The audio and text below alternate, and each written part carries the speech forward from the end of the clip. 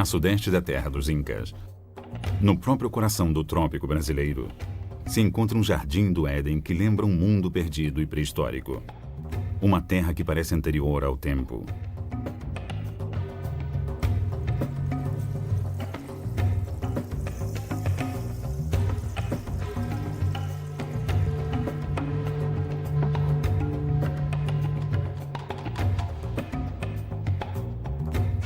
Na fronteira entre a Argentina e o Brasil, 3.800 km² de selva primitiva, uma área com mais de 3 vezes o tamanho do município do Rio de Janeiro, foi oficialmente declarada Parque Nacional do Iguaçu.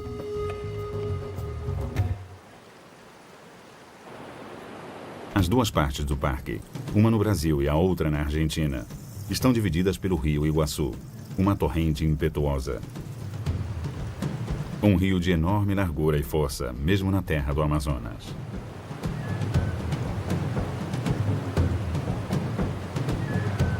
Há muitos e muitos séculos, os guaranis deram a esse lugar magnífico o nome de Iguaçu, que quer dizer água grande. Conta uma lenda guarani que o deus serpente Rumboy estava apaixonado por uma linda princesa índia chamada Nibê. No entanto, Nibê amava um jovem guerreiro de sua tribo.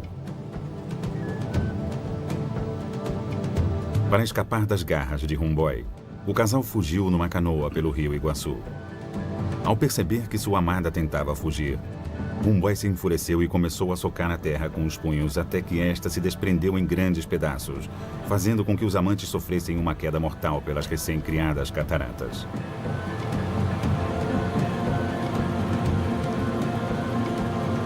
A moça se transformou numa estátua de pedra, condenada ao eterno açoite das águas torrenciais.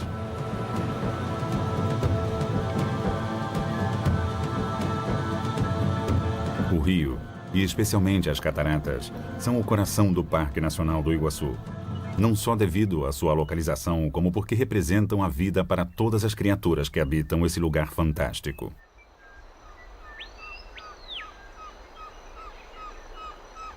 Mais de 2.000 espécies diferentes de borboletas voam no céu da selva tropical. O que as atrai é a umidade das cataratas. Por isso aqui há mais borboletas do que em qualquer outro lugar do mundo. O tímido, mas curioso tucano, com seu enorme bico de cores brilhantes, é somente uma das aproximadamente 400 espécies de aves que vivem nas proximidades das cataratas.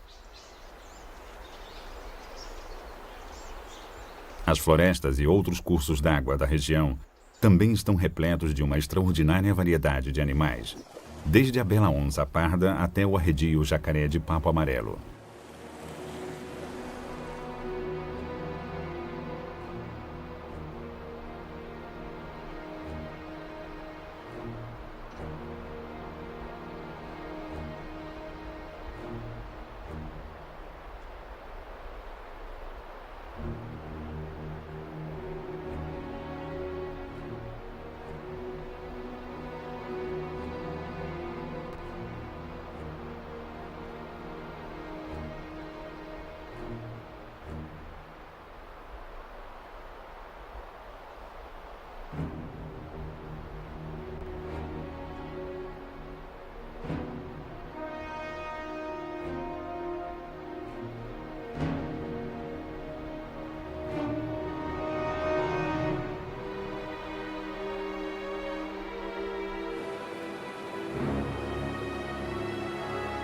As cataratas se encontram bem no centro do Parque Nacional do Iguaçu. As passarelas proporcionam aos visitantes vistas inigualáveis, tanto da parte brasileira como da Argentina.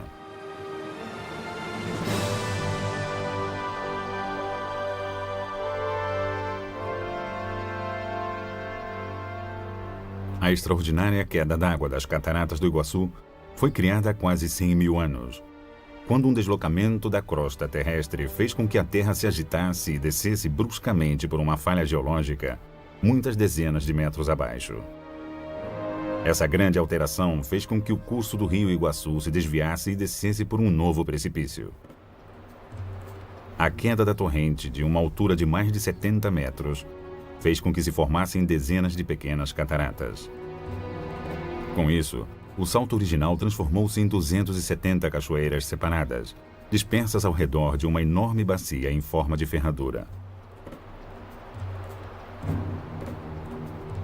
Ainda hoje, as cataratas continuam mudando e se transformando incessantemente. Com o carreamento da terra, as cascatas menores se fundem com as grandes e às vezes formam-se novas cataratas nos extremos da falha geológica. Depois de milhares de anos de erosão e constante deterioração das rochas, as cataratas de Iguaçu são agora cerca de 50% mais altas do que as enormes cataratas de Niágara e têm uma extensão de 4 quilômetros, o que lhes dá um lugar que inspira respeito sob qualquer critério.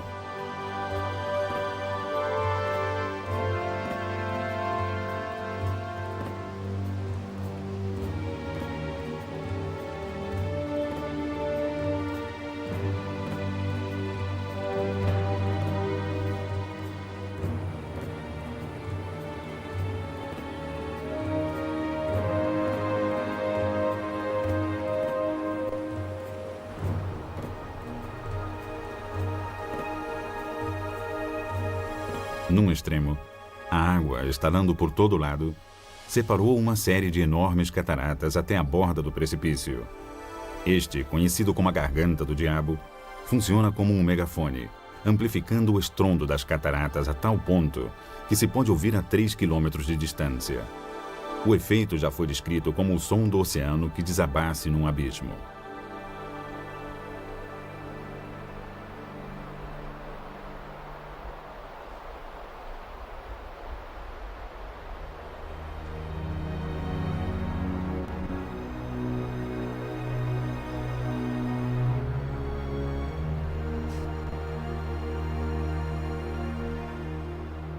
As cataratas do Iguaçu têm uma força gigantesca, como quer que tenham surgido por acidente da natureza ou pela vingança de um deus furioso.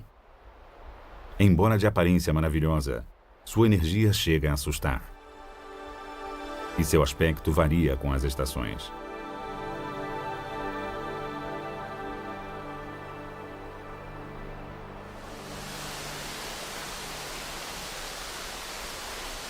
Durante a estação das chuvas, que vai de novembro a março, as águas podem subir até 15 metros, transformando o rio numa torrente agitada e turbulenta.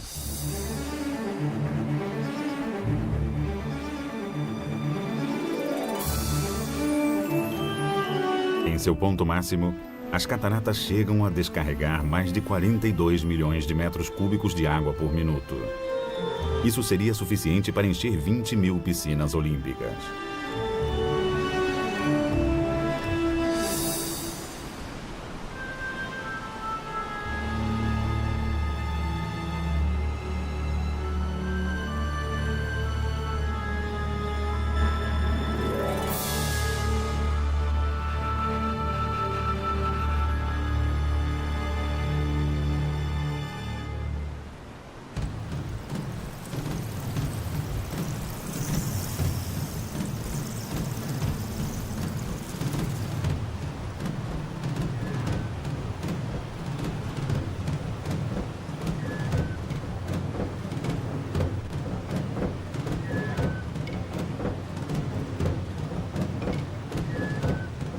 A força da água, ao descer e desabar sobre o precipício, cria um imenso leque de espuma branca.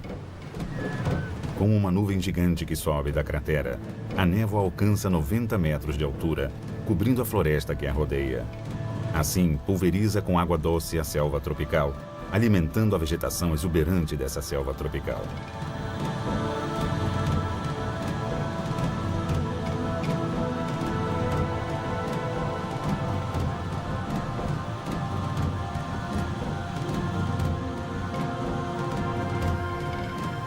Arrastados pela torrente, o lodo, a areia e o cascalho se introduzem em pequenas gretas e fendas da rocha basáltica. A pressão exercida pela água sobre esses materiais vai modificando-os a ponto de transformá-los em seixos, que aumentam e aprofundam as gretas, até que por fim a rocha cede à pressão da água. O desgaste pode levar séculos devido à dureza do basalto.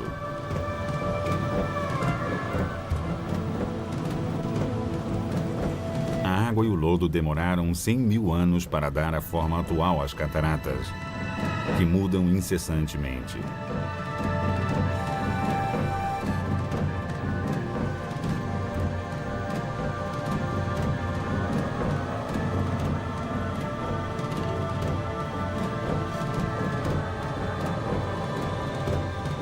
Mas a erosão não é o pior inimigo do Iguaçu. Essa honra cabe ao ser humano. Apesar da proteção das leis argentinas e brasileiras destinadas a proteger o Iguaçu, a caça clandestina de mamíferos e aves no parque continua em proporções alarmantes. E fora dos limites idílicos do parque, prossegue a destruição das florestas. Cerca de 85% da mata que acompanha o vizinho rio Paraná foram destruídos por madeireiros e fazendeiros, que deixaram o belo Parque Nacional do Iguaçu como uma ilha verde no meio de uma paisagem desolada.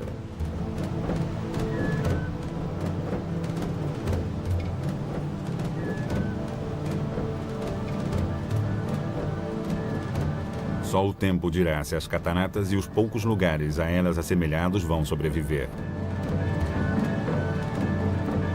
O Parque Nacional de Iguaçu, bem como a infinidade de espécies de plantas e animais que nele têm seu habitat, continua sendo um dos últimos recantos da Terra que nos permite entrever como seria o verdadeiro paraíso.